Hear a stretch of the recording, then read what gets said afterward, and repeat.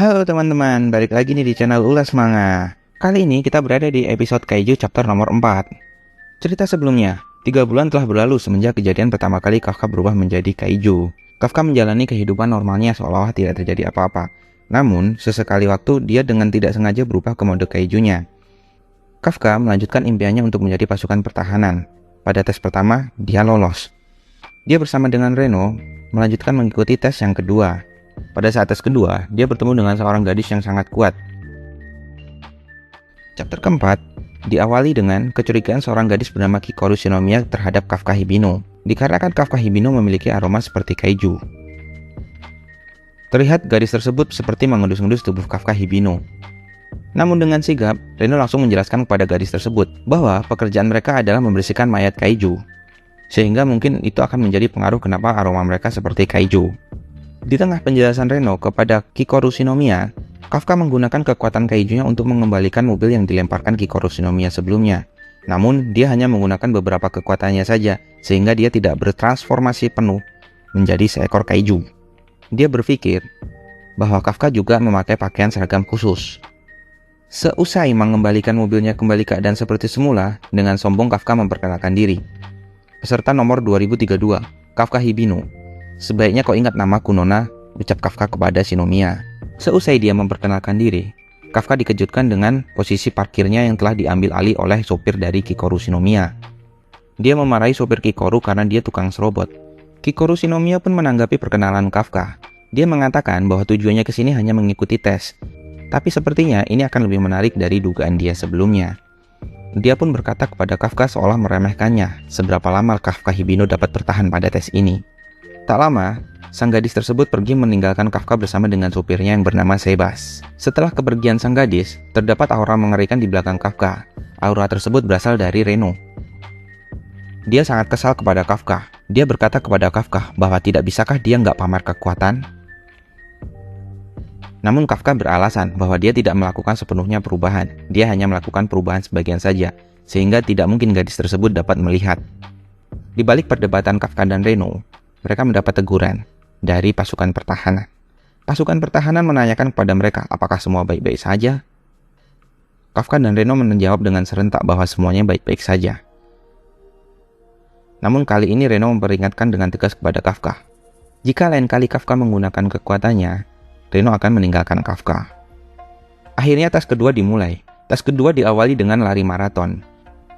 Di sini terlihat Kafka sangat kesulitan mengejar peserta yang lain. Dia berada di posisi paling belakang. Kafka dengan gelisah mengatakan bahwa dia sudah berlatih, bekerja keras setiap harinya, agar bisa lolos dari tes kedua ini. Pada ruang ganti, Reno mengatakan kepada Kafka bahwa tes kedua memiliki 2 bagian. Tes pertama adalah ketahanan fisik, dan tes kedua adalah bagian kualifikasi. Bagian yang kedua tidak bisa diprediksi, setiap tahunnya selalu berubah, jadi sangat sulit untuk mempersiapkan diri. Mendengar penjelasan Reno bahwa tes kedua bagian 2 yang sangat sulit, Kafka mencoba meyakinkan pada dirinya sendiri bahwa dia harus lolos pada tes kedua bagian pertama, yaitu bagian ketahanan fisik. Terlihat dengan susah payah, Kafka berusaha menyelesaikan tes ketahanan fisik. Di sini dia mengeluh, inikah penurunan di usia 30 tahun? Kalau aku memakai kekuatanku, aku mungkin bisa langsung melewati mereka semua. Di akhir tes, terlihat bahwa Kafka Hibino berhasil melewati tes ketahanan fisik dengan posisi 219 dari 225 peserta. Melihat hasil tes yang hampir mencapai posisi di akhir, Kikoru Shinomiya menertawakan Kafka Hibino. Dia mengatakan bahwa secepat itukah staminamu habis? Belum apa-apa kau sudah kepayahan. Di balik kata-kata Kikoru Shinomiya, Kafka mengingat kembali kesombongannya di hadapan Kikoru Shinomiya setelah dia mengembalikan mobilnya kembali seperti semula. Dia sangat malu akan hal tersebut. Dia berharap Shinomiya dapat melupakan namanya. Namun di balik itu, Reno tetap menyemangati Kafka Hibino. Dia mengatakan bahwa kau telah berusaha untuk tidak memakai kekuatan kaijumu. Kafka setuju dengan perkataan Reno. Dia berkata, semuanya juga berusaha keras. Aku sama saja payah jika mengandalkan kekuatan itu. Namun di balik ucapannya tersebut, dia nampak sangat frustasi. Kafka meminta izin kepada Reno agar dia bisa menggunakan sedikit kekuatan kaiju tersebut agar dia bisa lolos pada tes ini. Dengan hasil akhir yang mengecewakan, Kafka berkata kepada Reno bahwa sepertinya dia seolah-olah tidak ikut dengan tes ini karena hasil akhir yang begitu mengecewakan. Reno berusaha menghibur Kafka. Dia berkata bahwa tahun ini peserta yang mendaftar memang punya kemampuan yang cukup tinggi. Cerita berpindah di ruangan Kapten Divisi 3 Pasukan Pertahanan, yaitu Ashiro Mina. Ashiromina bersama sang wakil kapten melihat daftar peserta calon pasukan pertahanan. Sang wakil kapten berkata bahwa banyak kandidat yang menarik di tahun ini. Ashiromina melihat formulir dari Kafka Hibino. Dia terkejut melihat Kafka Hibino kembali mengikuti tes tahun ini. Ashiromina berkata kepada wakil kapten yang dari tadi berbicara kepadanya, "Aku akan mendengarkanmu sambil menyelesaikan laporan ini." Sang wakil kapten melanjutkan penjelasannya. Hasil tes ketahanan fisik posisi kedua ditempati oleh Haruichi Izumo. Dia berasal dari Tokyo, lulusan Universitas Anti Kaiju. Dia adalah peserta paling menjanjikan tahun ini. Hasil tes ketahanan fisik posisi ketiga adalah Iharu Furuhashi. Dia adalah orang yang sangat kuat, yang lulus dari Hachioji tingkat atas. Hasil tes ketahanan fisik posisi pertama adalah Aoi Kaguragi. Dia adalah anggota yang menjanjikan dari GSDF yang ingin pindah ke pasukan pertahanan. Selain dari 3 posisi pertama tersebut, banyak peserta yang datang dari berbagai tempat. Dan ada banyak lagi lulusan anti kaiju dan akademi militer dari sebelumnya. Ada banyak orang elit yang mengincar posisi tinggi, dan bukan hanya sebagai pasukan infanteri biasa. Mendengar penjelasan tersebut, Kafka sangat terkejut. Dia berpikir bahwa pesertanya bakal lebih normal.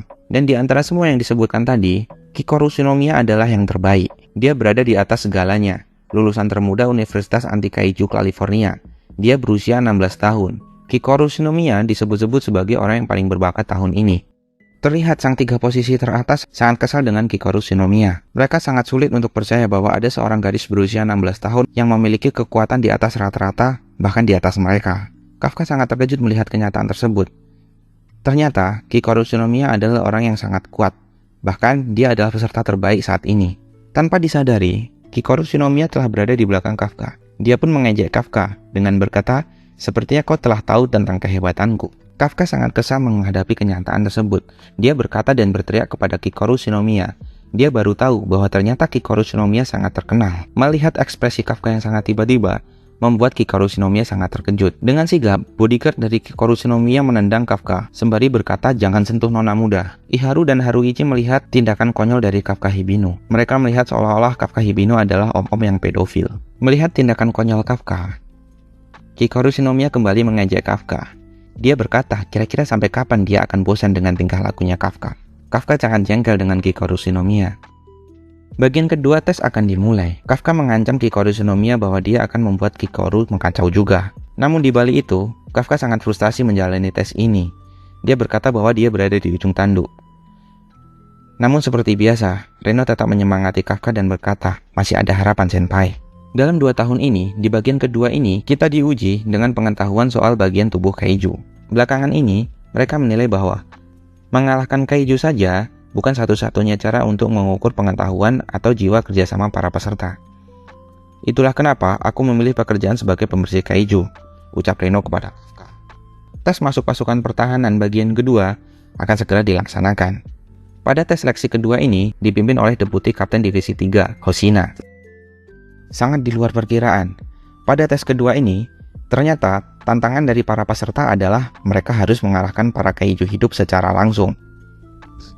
Kafka Hibino dan Ichikawa Reno sangat terkejut melihat kenyataan ini. Sedangkan Kikoru Shinomiya, dia tersenyum puas seolah-olah dia bisa menunjukkan kemampuannya di sini. Bagaimanakah kelanjutan kisah selanjutnya? Apakah Kafka dan Reno bisa melewati tes ini?